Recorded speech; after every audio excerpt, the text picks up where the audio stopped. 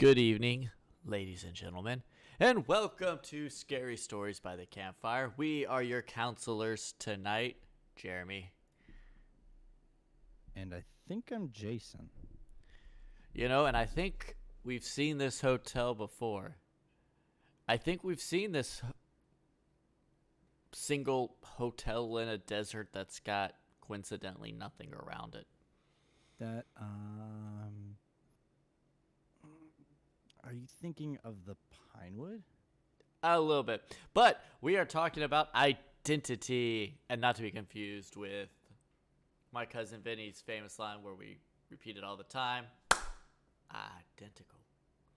This movie is Identity. Oh, man. So, Jason, what did you think of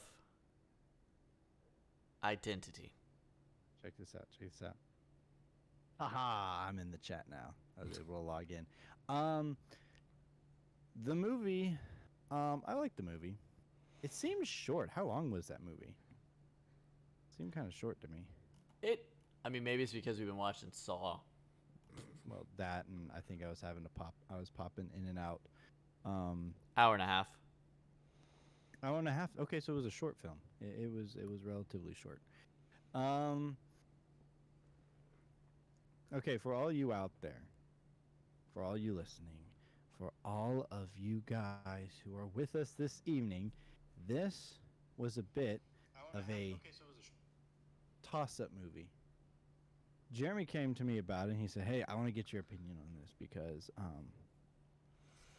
technically our rules me and Jeremy have said that these rules state that if IMDb says it's a horror movie, we can go ahead with it. It doesn't matter. Blade is considered a horror movie, but it's more action. This movie didn't go up on IMDb as a horror movie, according to Jeremy, but it did on Rotten Tomatoes. And Jeremy also said what? You said it was on a bunch of like. Yeah, Or something like it's that? on a bunch of lists of like one of the best horror movies that don't have sequels or prequels.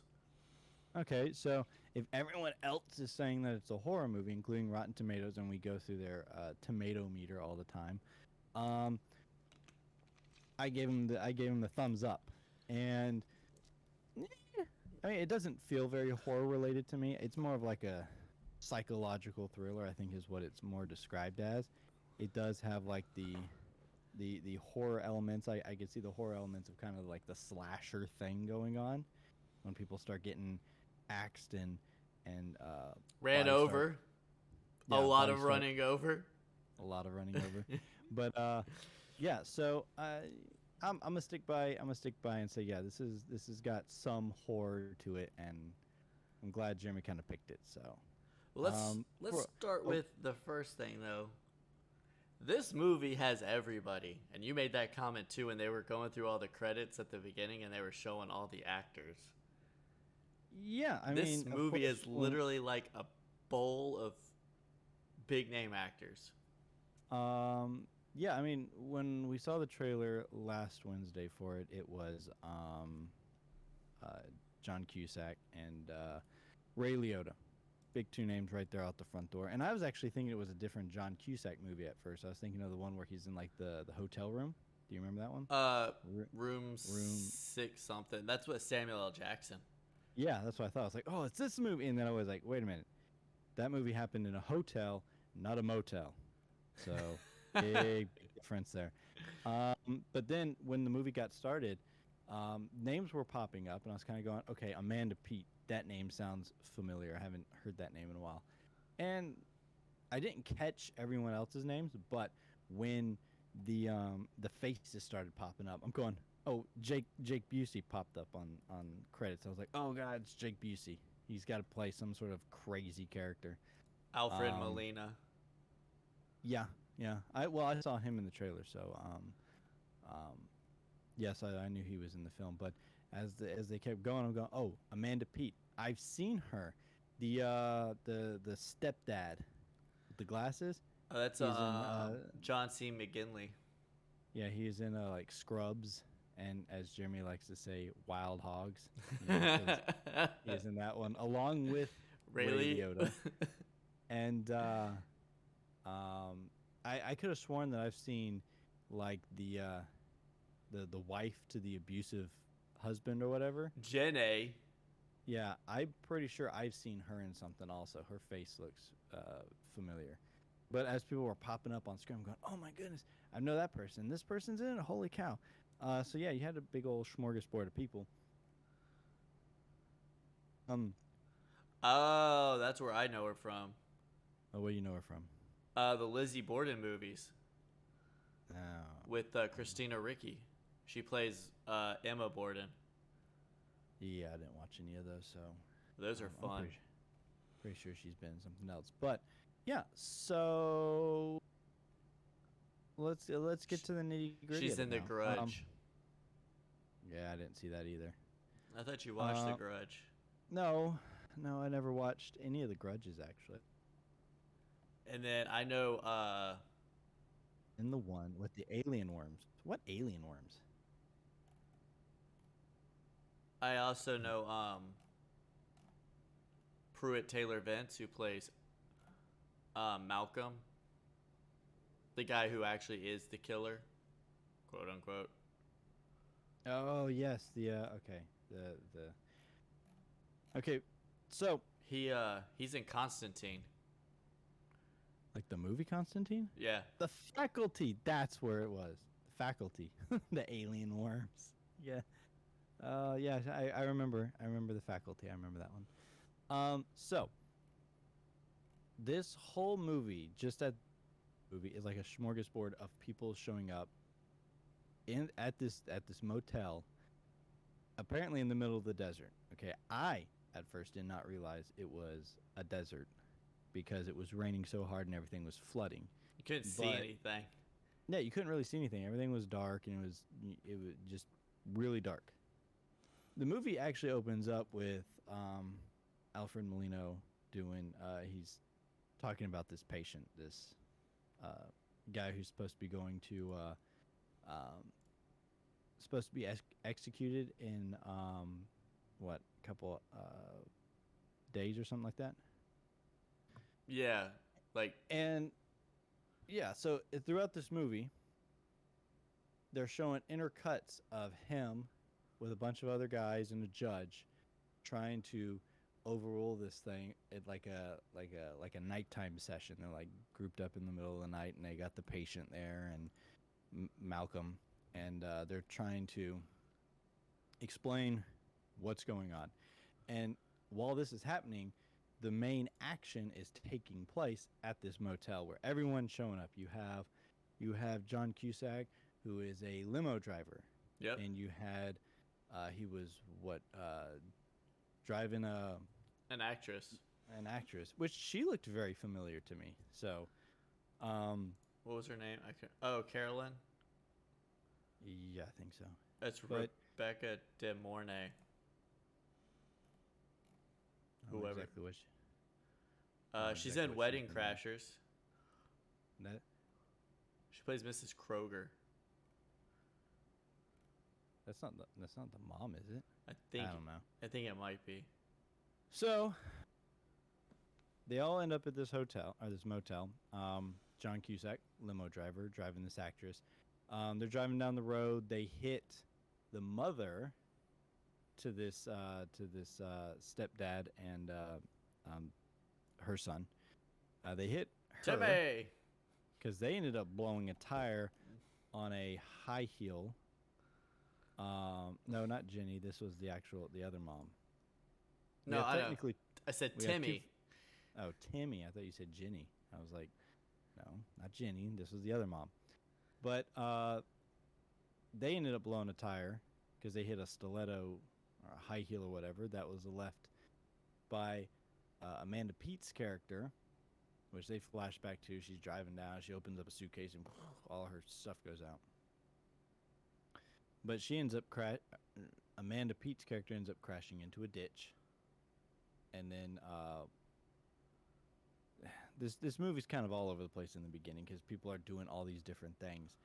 So John takes injured mom, stepdad, and Timmy, the little child, takes him to the motel, drops him off, goes back out to go to the hospital because apparently all the phone lines are dead. The phone lines are dead, and that was because Amanda Pete in the beginning hit the pole or something, took out the telephone line, and so get me back up here.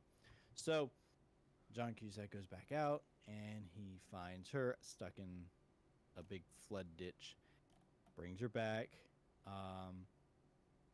but they ended up actually running into another couple who have to drive them back because what happened to the limo he was driving or whatever? Something happened. He had Yeah. to. I can't remember exactly what had happened, but he had to catch a ride with this other couple. They took him back to the motel, and then Ray Liota, who plays a correctional officer who is transporting Jake Busey's convict, which automatically throws up red flags for me. I mean, first of all, it's Ray Liotta. Okay, well, I don't think I've ever seen him in a movie where he's not some sort of conniving kind of guy. Field of Dreams. Yes, besides Field of Dreams, but you don't know, Jeremy. He could have been conniving in that cornfield somewhere. You don't know. Shoeless Joe Jackson. But, well, the last movie I saw him in was Wild Hog, so that and Vice City. I'm never gonna get that voice out of my head now. Which is funny story. When he was asked why he did that voice, he was like, his response was literally for the money. What, for Vice City? Uh-huh. I mean, it's his voice. It's just him portraying kind of a digitalized him. But so he shows up with a convict, which like I said, throws up red flags because I'm thinking of him like, what correctional officer is transporting a convict by himself? Okay, but you find out later that a corrections officer, one, was transporting two. Yeah, so Ray Liotta was transporting one, which I thought was an idiot, but then you find out that one of them was transporting two convicts by himself. He's an even bigger idiot. Yeah, don't you need like a convoy for these things? I mean, especially if they're like Jake Busey level convict, Normally they wouldn't do like a convoy, but they would have multiple people. They'd probably bring like a van. Yeah. Like one of those big vans, and they'll have a couple guards back in the back with them and like two drivers, or a driver and a guy riding shotgun. So just him showing up and him going, "Oh yeah, radio doesn't work. Doesn't ever work." So then the mayhem starts. So you have everyone together at this motel, and the first person to be killed off is the actress, which good for her because she was a horrible, horrible human being. I don't think I've ever heard a person. Okay, so She's John bleeding. Cusack. I know she's got a medical condition. John Cusack is at the beginning of the movie. He's driving down the road. She's wanting him to dig in her purse or whatever for a battery for a phone because the cell phone was dying. So he's kind of like reaching over to grab. Like I said, outside's pitch black, and bam, he hits the mother. He pulls over and he's like, "Oh," and she's like, "No, don't you get out. Don't you get out. You get out. You're held responsible for hitting this lady, right?" He's like, "Yeah, it is my responsibility." And he gets out and he checks on the lady, right? Well, he packs up, puts him in the limo to the angst of the actress, and they drive to the motel. Well, she's like, "I'm not staying here." He's like, you don't have much of a choice because she was going to what, some sort of fancy hotel or something. Yeah, because they put her in a Ramada. A Ramada. And he's like, "Yeah, I don't care. I'm gonna help this lady." So he drops them all off and he goes back out. Well, as they were dropping off the mother there, the actress, she was just a horrible character. She's like, no, I this shouldn't affect me in any sort of way or whatever because just because she's got some sort of medical condition.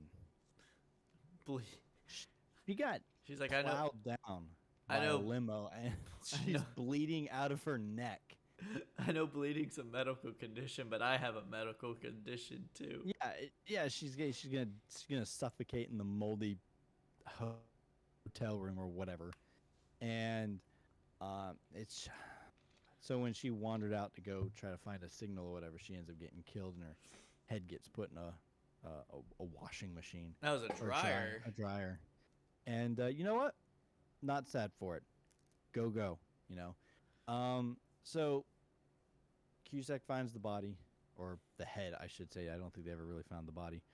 And they try to get everyone together because they're like, because Ray Liotta, when he brought Jake Busey in, handcuffed him to the toilet tank or the one of the toilet pipes in their bathroom, and Lo and behold, he gets out. yeah, I mean it's a pipe. You probably break that thing. I mean, he did, but so a couple more people get killed off. The abusive husband gets taken out, I believe, next.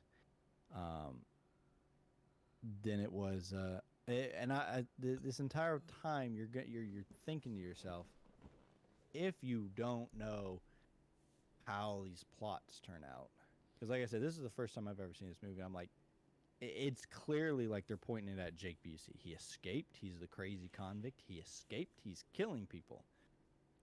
But then they find his body. With a baseball bat shoved down his throat. Yeah, the baseball bat was about halfway down his throat. So if that says anything. Then we get the Ray Liotta we all know and love.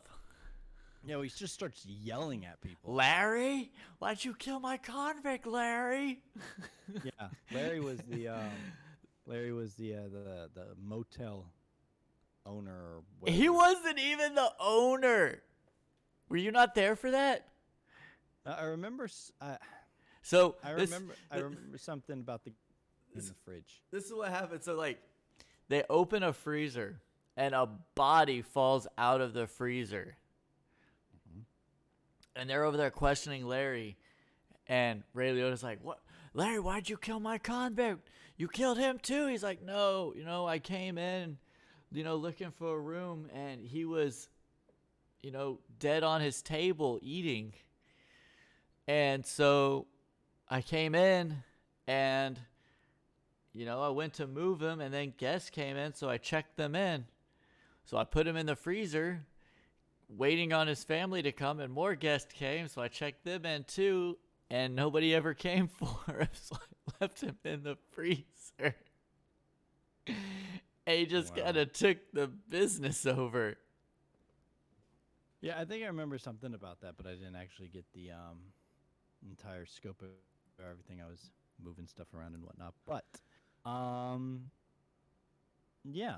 So, but bodies continue to drop. People start. I think they Larry tries to escape. He's gonna just drive out of this movie at high speed, and he ends up plowing into the step right into the wall. Mr. York. Yeah, because he was trying to rescue Timmy. Timmy. Yeah, Timmy was kind of in the way, and his stepdad was jumping in there to rescue him, and got crushed by the car, and then and then how did? Oh, that's right. Larry ended up getting shot. Yep. Did he get shot? Who did he get shot by? I think it was Ray Liotta. That before or after the car bomb? That was probably after, because they sent Jenny and them to the car to leave, and then boom. Yeah, that's right, because Ginny and Timmy, John Cusack figured, hey, you know what? They're here with us, and clearly they're not killing anyone, so I'm gonna let them go. And they run out to the back to this car, and car explodes, and there's no bodies. Oh, um, I think Larry was killed by this point. Well, all I know is each body had a hotel key with a number on it. Yep, yep, yep. And it was a countdown. Mm-hmm. But what was it a countdown to, Jeremy? I don't know, Larry. It was a countdown. And here's the twist. I actually, okay, I'm going to be honest with you. I kind of picked up the twist like right before they said it. Like just before they just gave you the twist, I was thinking to myself, I was like, this is a crazy idea. But what if? And then when they announced it, I was like, oh, okay. So the twist, the people at this motel technically don't exist. They are all personalities that were inside Malcolm, who is the patient that Alfred Molino is trying to get off Death row. off death row. Because they're arguing the point that yes, the body killed someone, or killed like what, 4 people? I think he said Something like that. they ended up killing 4 people, but it wasn't his mind that did it. It was one of the personalities, and if they could get rid of all the personalities but one, which well, they weren't trying to get rid of all the personalities, trying to get rid of personality, which is what the whole second plot was with, or the main plot with John Cusack and Ray Liotta, which is Ray Liotta turns out to be dun dun dun the killer. He's the convict. He was the second convict in the transport. He managed to kill the guard, change into the guard's clothes, and then make his escape with Jake Busey as. Raven says this movie was a waste of time, personally.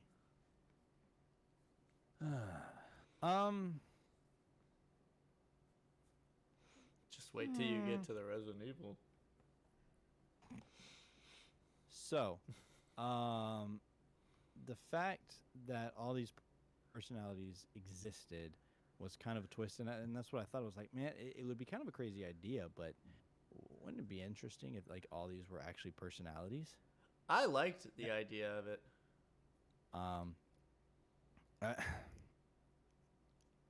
I think his personalities were a bit broad and kind of, to the extent. I mean, okay, so John Cusack, during the interview with Malcolm, that personality comes into light and starts kind of figuring things out.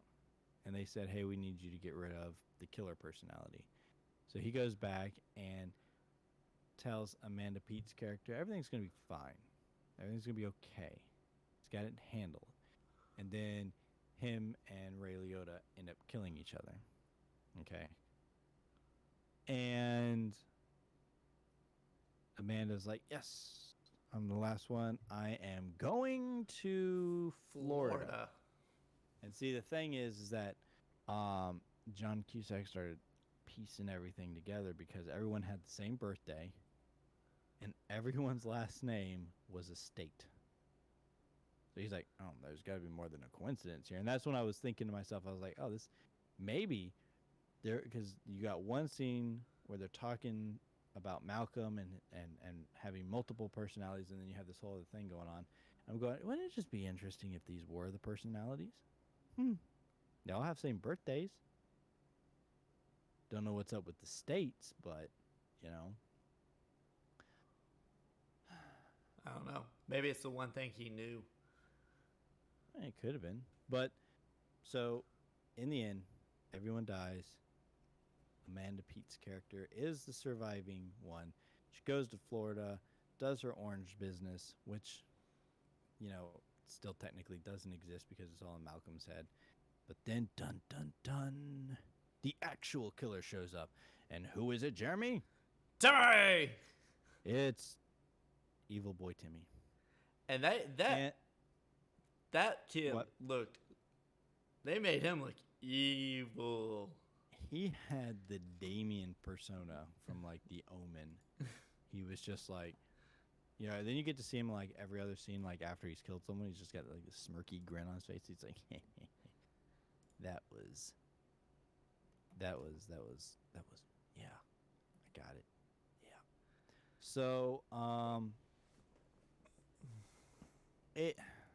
mean, I guess Timmy is the one who ends up killing Amanda Pete's character off screen, because they're actually, it's a guard, Alfred Molino, and Malcolm in the back, and they're driving somewhere, and back at the orange farm in his head or whatever, Timmy shows up, reveals himself as the killer, shows like all a montage of all the kills, and proceeds to kill Amanda's character like off screen, right? So they're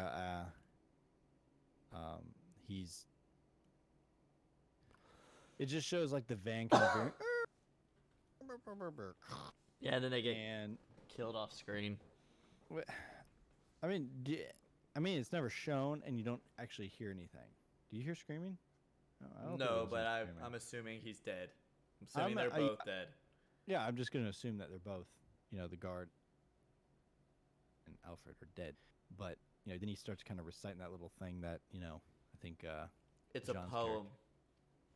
John's character was reciting kind of early on, and yeah, that's the end of the movie, just like that. Kind of brief, quick cut. Yeah. So there you go. So it's a bit of a mind twister. Like I said, it's not like a horror movie itself, but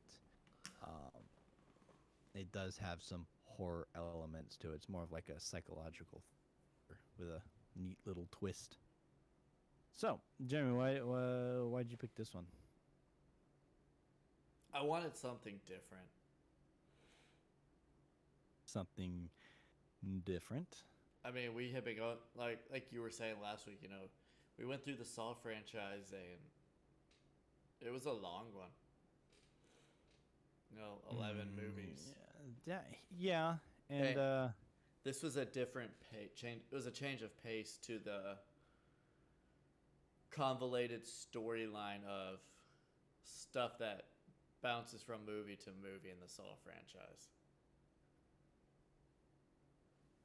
Yeah.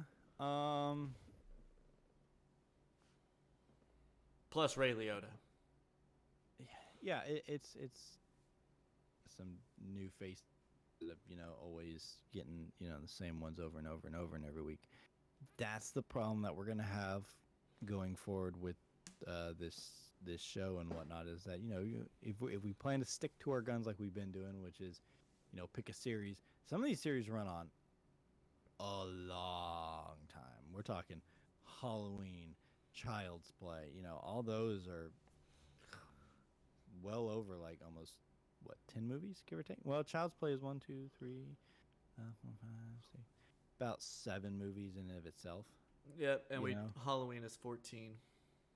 So you're gonna get like 14 weeks of 14 weeks of Halloween. So, so I. Huh? It's fine. Like it's not that. It was just it's a change of pace. Yeah, it's a change of pace. I know.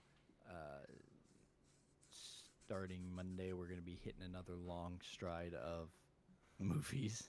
Let me see how many there are total. You didn't spoil anything, Jeremy. No spoils, just number of movies. Including the, I wouldn't call it a reboot, I'd just call it a redesign or whatever. Thank God we ain't doing the TV series. God. All right, that's what I kind of want to do with Child's Play. I want to watch the Chucky. But so, Jeremy, was this the first time you'd seen this movie? Yes. Yeah, Yes. first time you've seen this movie. What did you think of it? Oh well, you already said you liked it. I would watch it again.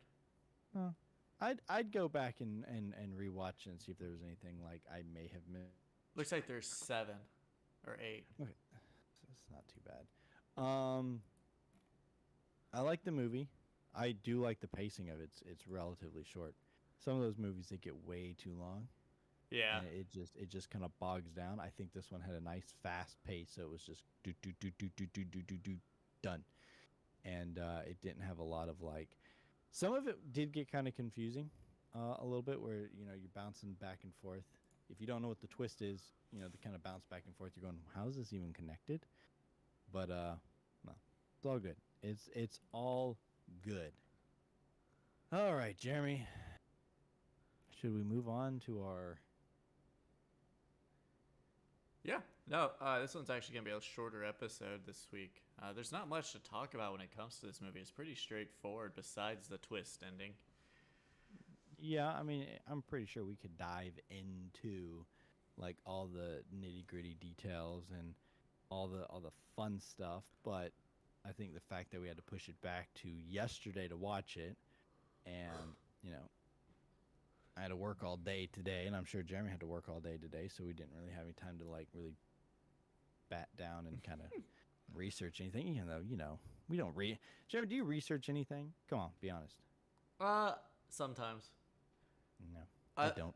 Like, I'm completely in naked. the only thing I usually information. research is like actors who look familiar. I look to see what else they're in. Like, I found out, oh my god, the killer himself. What is his name? Emmy? No, the actual guy. Oh, Malcolm. Malcolm. I found out he plays Otis in the first 2 episodes of The Walking Dead. And I remember Otis because he was the dude. It was Carol's husband. Ed? No, or not those. No, not Ed. Otis. Otis was the one Who shot Carl? Sorry, wrong person. Spoilers, very much. Jesus. But yeah. So, yeah, I know who you're talking about. So he plays Otis. Mm-hmm. I think Raven and I are. Well, I fell asleep. Raven and I were watching it, and I kind of dozed off for a couple episodes, so I have to go back and rewatch. But I mean, it's. Oh, you're rewatching The Walking Dead? I'm pretty much rewatching it. Yeah. Well, so am I. Technically, Raven and her daughter and I had started it, and we usually watch it later in the night, and yeah, I dozed off. I dozed off hard, and they ended up watching like a couple of extra episodes, so I'm kind of behind now. I just finished the episode with the introduction of taking it like a champ. Negan, this show just veered way off. We're not even on the zombies right now. We're just talking about oh man, just talking about stuff. So IMDb, Jeremy.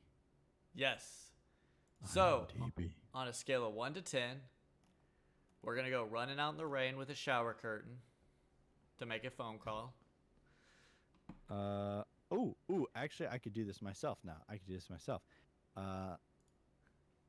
Ta-da.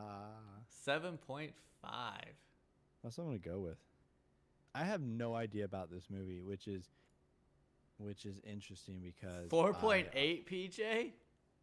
Little pig, let me in. Oh no, Negan is like Jeffrey Dean Morgan did like an amazing job with that character. He is one of those. There's a handful of characters that are bad guys that you just love to hate them.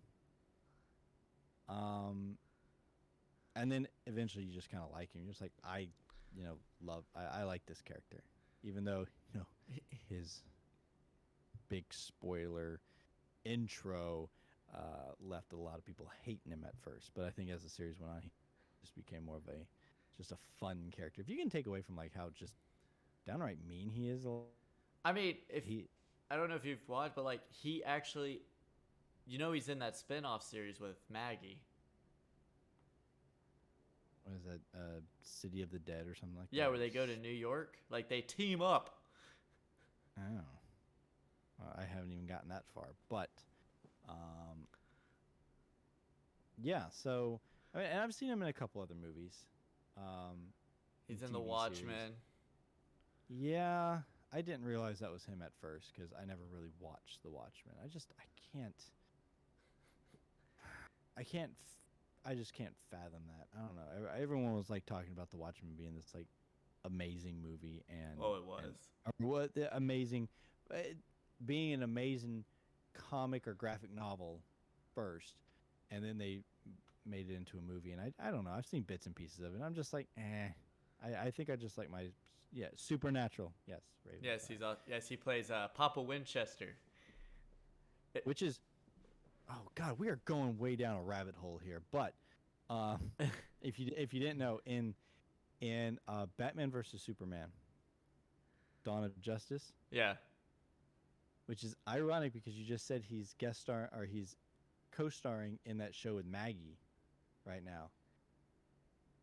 In Dawn of Justice, the Batman Superman movie, him and Maggie are actually Bruce Wayne's parents. They are the Waynes.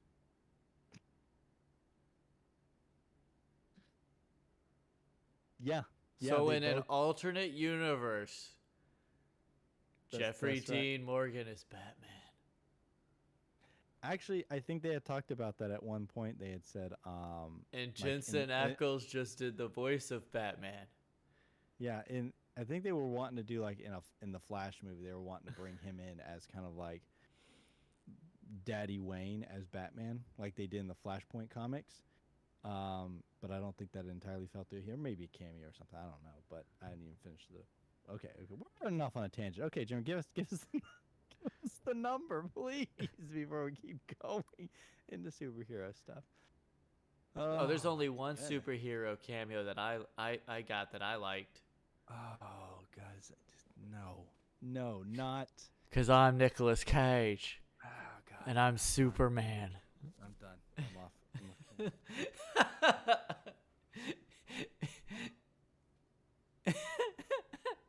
I just made Jason rage. Yeah. I gotta finish. Because not only was he Ghost Rider, he's Superman. I gotta finish the show. Okay. IMDb. So. Ravenfire. Oh wait, we're not on Saw anymore.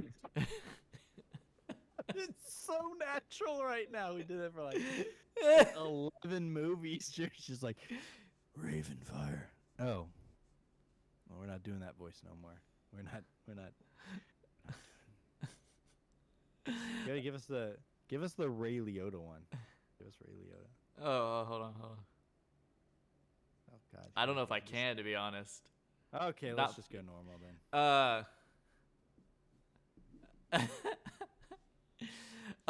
Jason, you.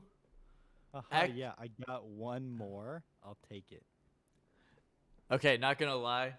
When she said haha, the way I read it was Tommy Wiseau. Haha, that's a funny story, Mark. Oh, another horror movie we're gonna have to watch. The Room.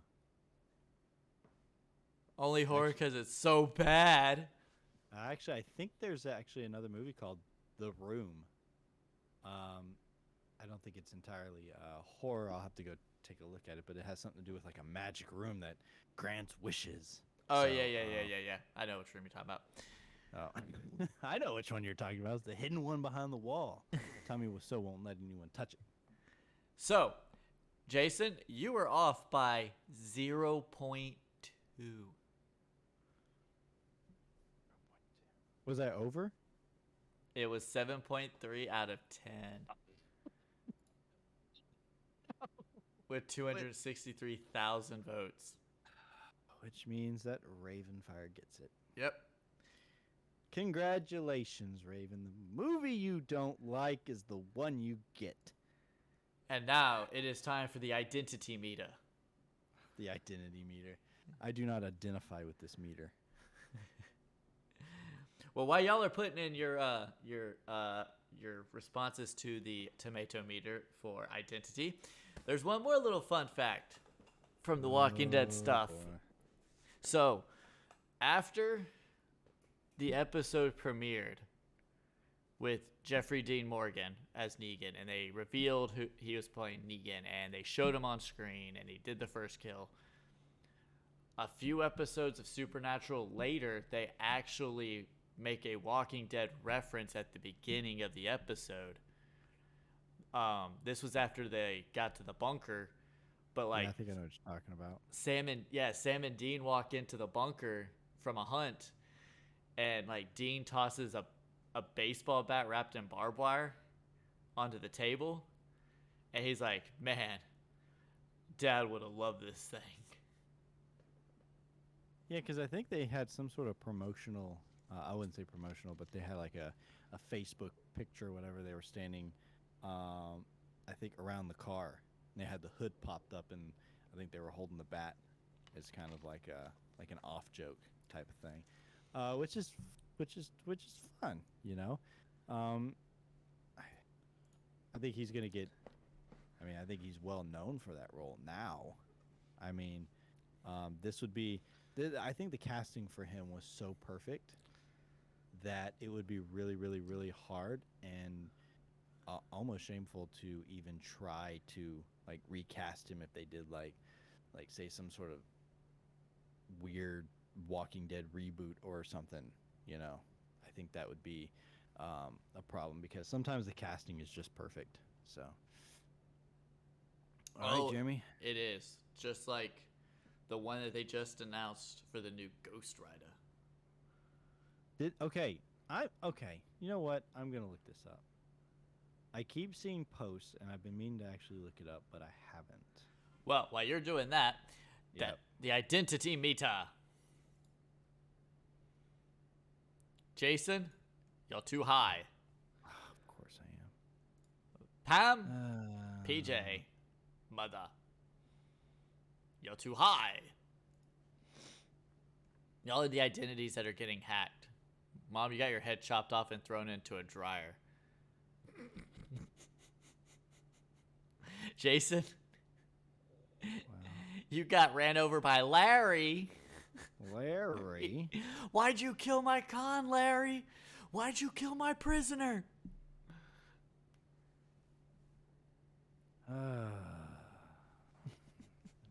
See.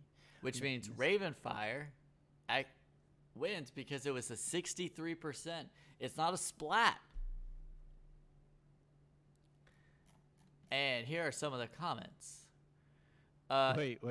What was it? 63. Seems kind of low.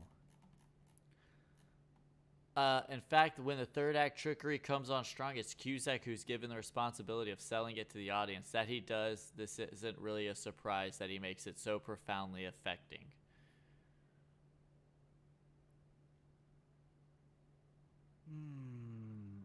The tension's palpable, and the deaths are gruesomely inventive and jarringly abrupt, but the clincher is relatively far-fetched.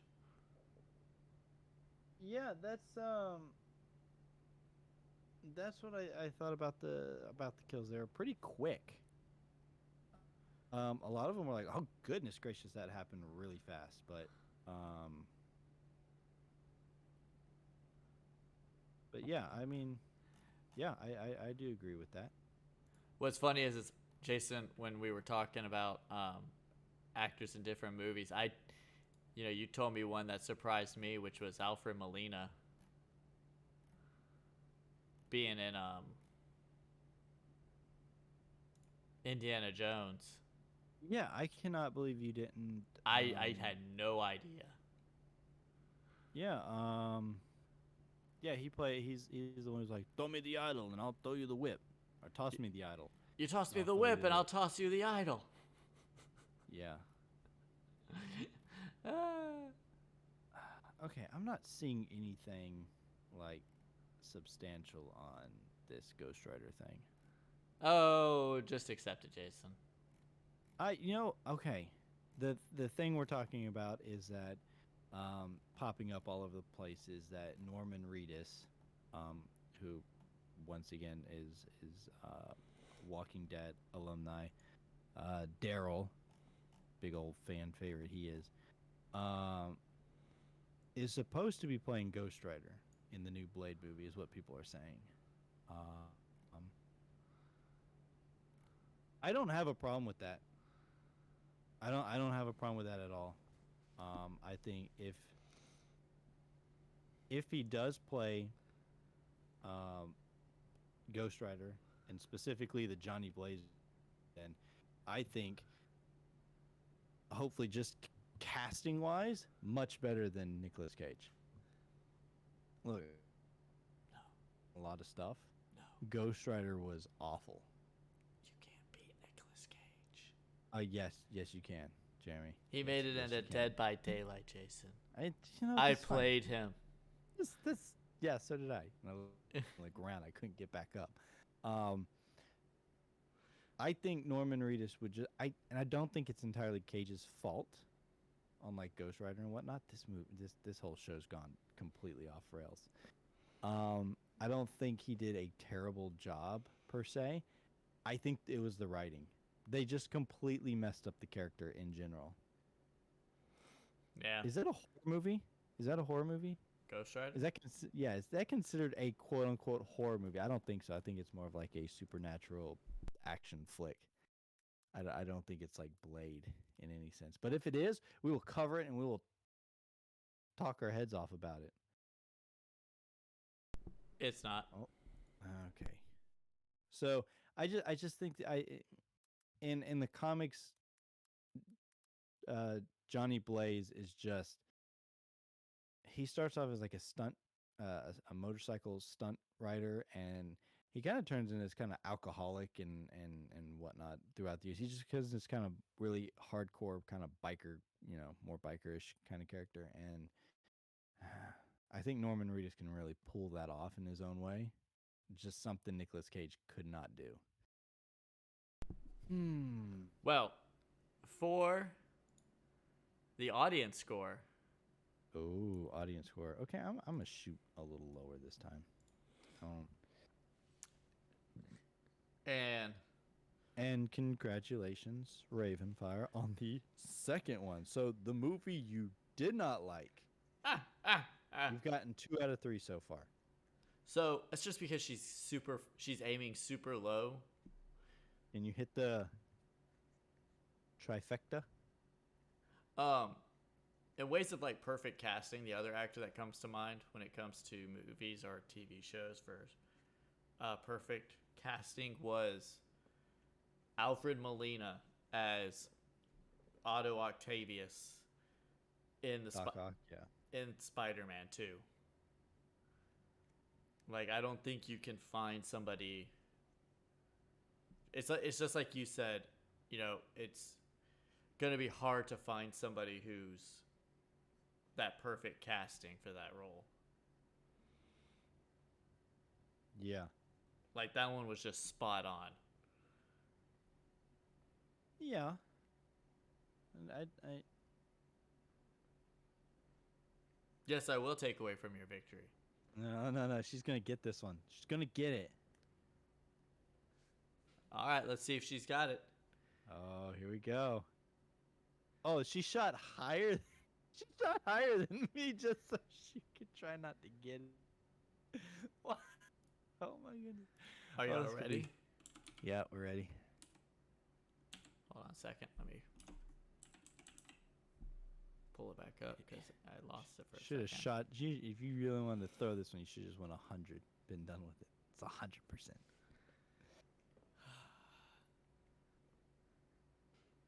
PJ, you're too low. Oh no. Jason, You're too low. No. Please don't. Ravenfire. She did it. It was 75% She did on the audience score. She got it. She got it. Woo! Probably blew out someone's speaker with that one. She got it. The trifecta. 3 in a row. 3 in a row. You get a crown. We're gonna give you a little. Gonna give you a little crown. Put a little crown on the. I don't have like a crown emoji thing or whatever. But boom. She loved the Saw movies and couldn't get 3 straight. Now, a movie she didn't like 3 straight. That's what I'm talking about.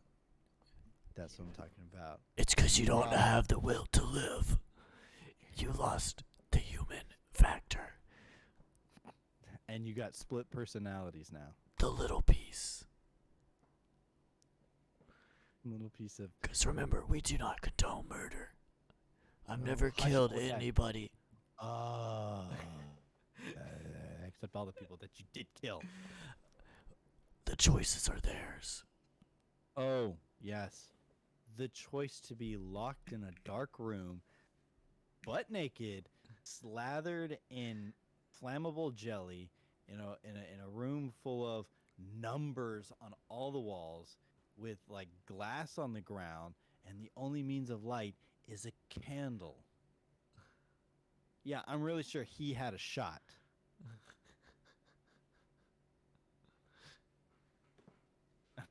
No, I win because I get to hear him use that voice. That might become a staple, Jeremy. You may just have to use that voice all the time now. Just like every episode, at some point, you get to use the voice. So. Oh. Today, we are talking about Silent Hill. And Pyramid Head did not have the will to survive. What if... Just imagine... Oh my god. What if we randomly, like, brought out of nowhere, out of left field, like, Home Alone? Just... That's not even, I know it's a horror movie. I know, but I'm just saying, like, randomly we're just like... We're changing it up completely, and it was just like... Did Harry and Marv have the will to live? As Kevin set up the traps around the house. Kevin McAllister is a miniaturized Saw. He's Saw. Marv, do you have the will to live? When these paint cans come flying down at your face. I'm going to tell you something. With as many shots as those guys have taken, nails to the foot, irons falling down, bricks from like 7 stories. They don't need a will to survive because they are walking embodiments of immortality. That's just the way it is. Harry. Wait, Harry was Joe Pesci's character. Yeah, right? Marv is Marv Daniel Stern. He got hit in the face 6 times the brick. What? No, it was 3 times. Was it 3? I thought it was more than that. It was just, no, it was just 3 times. He got hit in the face with a brick falling from at least, I would say, 5 stories. At least minimum. Probably higher than that. That is enough to kill a man. He got hit 3 times repeatedly. Bam! Knocked him down. He stood back up. Bam! Knocked him back down. And then he did it and just hit him again while he's laying down. Not only that, not only is he laying there, he'd been hit in the face twice with a brick. Now he's laying on this hard concrete. He's laying there with his head on the concrete, and then the brick comes down and hits him in the face again from the front. If that didn't just crack his skull, that man is immortal. That man's not dying. I mean, The only Kevin thing that's rigged gonna kill him is age. Kevin rigged that sink with that big old bat, that generator. That is enough to power a car. And he grabbed a hold of that thing and was just like... The horror of that movie is the fact that those guys could survive so much and still just decide, you know what? this house is worth it. Hey, that No, movie, it's not. that specific one has a horror icon in it anyway. Which one? First one or second one? The second one. Oh, Jim. Not Jim. Why am I saying Jim? Tim Curry. Tim Curry. Hello.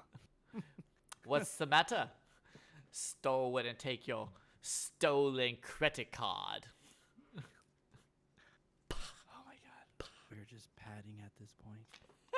Not really. It's our show. We do what we Yes, want.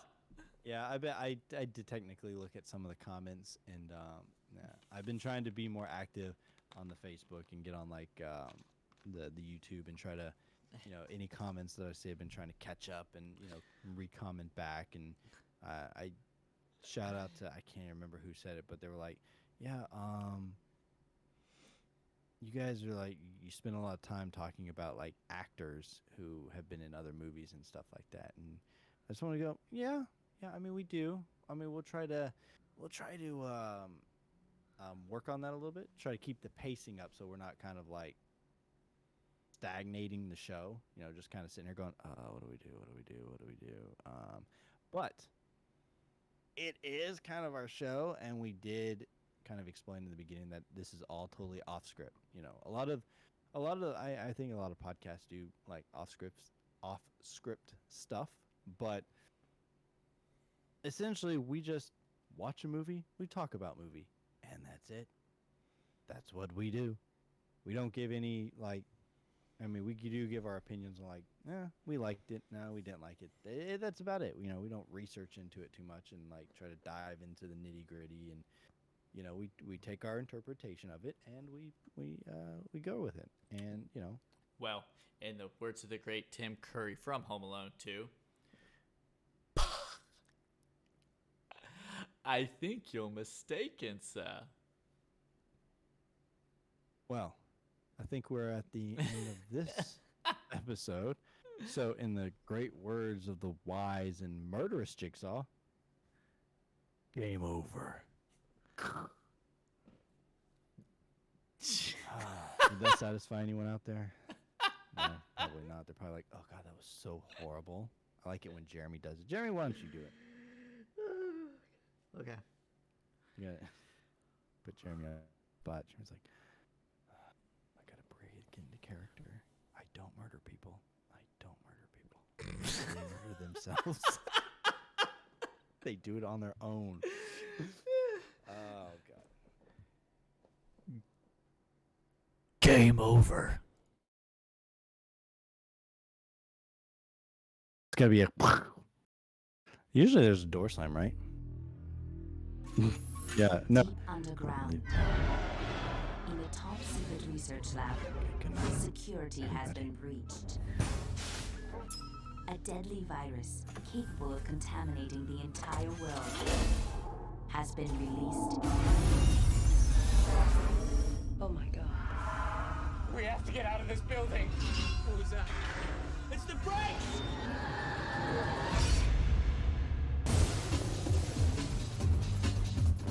It's okay, we're here to help. Now, an elite team has been sent in to stop it. 5 hours ago, Red Queen went homicidal. Who's the Red Queen? State-of-the-art artificial intelligence. The corporation's keeping a few secrets down here. But they have only 3 hours left before it begins infecting and mutating the whole human race. Everyone stay calm. You have to get out. Don't listen to anything she says. She's a holographic representation of the Red Queen. She may be our only way out of here.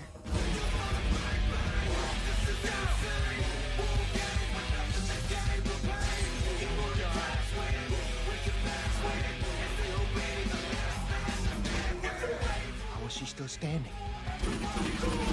She isn't standing now. No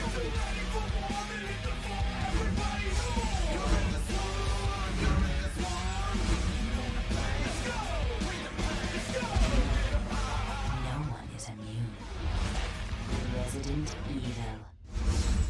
You're all going to die down here.